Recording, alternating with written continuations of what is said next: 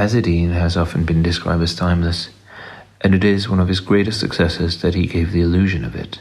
He was able to bring the fulfillment, the history of clothing, to create new designs, while carrying on with the history of the couturiers who had preceded him. But he led history into science of fabric that they could have never considered. As a couturier, he cared for clothes, and the person for whom they were invented. He took her on a journey to the unthinkable extremes of her life, and never separated clothes from life. Looking at him working, one would understand his words. I make clothes, women make fashion. With him, I was able to sense that what we might consider to be the most superficial thing on earth, clothing, is in fact deadly and lively serious. Fashion may be just fashion, but clothing requires so much work that it cannot not be serious. The way we dress, the way our clothes allow or do not allow for our bodies to breathe within some space, defines our existence, and this definition is political. We feel literally free or oppressed, repressed. One day, I questioned Azzedine about the relation between fashion and elegance. He answered, fashion is an invention, elegance is a truth. The peasant on the field is as chic as a sophisticated woman from the magazines. These are different truths, but invention plays an equal role in both. I did not measure at the time how deep these words were, which acknowledge equivalence and difference in all forms of clothing, and refuse to consider traditional forms as given without any history. The ability to understand everyone's reasons and to judge from them is what makes a sovereign. Azzedine's sovereignty was embedded within life, the life of all the persons he met, under all climate, from the Maasai in Africa to the inhabitants of New York, Los Angeles, London, to the Parisienne, to whom he felt a devotion inherited from the world of couture and brought into the present.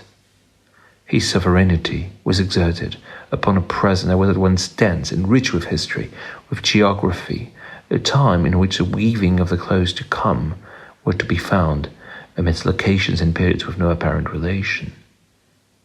These thoughts crossed my mind on the night that followed his passing, and they keep haunting me to this day. They're here, with his image, the moments I remember him sat, standing, walking, with his kind smile or his angry eyes. Those are the moments when I have been in touch with the Alaïa life. A life where Alaïa was an adverb, where Azzedine in his work catalyzed interrogations of humanity, where Alaïa was a way to live, the way ancestral couture lived, keeping at bay the acceleration of time, fashion, and existence, while being at the edge of the now, when our time is no longer a fluid escaping us, where we succeed as he did in holding it without letting the fabric of the world go. It was about time I would take it on in a book. I spent so much time wondering what our lady meant when she described him as Baudelarian. Did she mean the beauty of statues, of creolized loves, of the classical heritage brought to an end in front of the modern world, and therefore understood at last? I do not know yet. However, Baudelaire might be the most carnal and metaphysical French poet, the one who marks at once the end of a world and the beginning of another. He brings forms to a closure and a perfection. Perhaps one day, last thought from that night occurring to me now, we will say that a poet is a liar in their writing. I am writing this book to decipher what it might mean then. This is an excerpt from my book Vie Alaïa, which came out in France in September of 2020. For a few years, while pursuing my DPhil at New College with Anne Jefferson, I had the privilege of being a friend and collaborator to the extraordinary Azzedine Alaïa. Seeing him work on the weaving of some of the greatest pieces of clothing from the 20th and 21st century felt parallel to working with archived textbooks, as I was doing then at the university.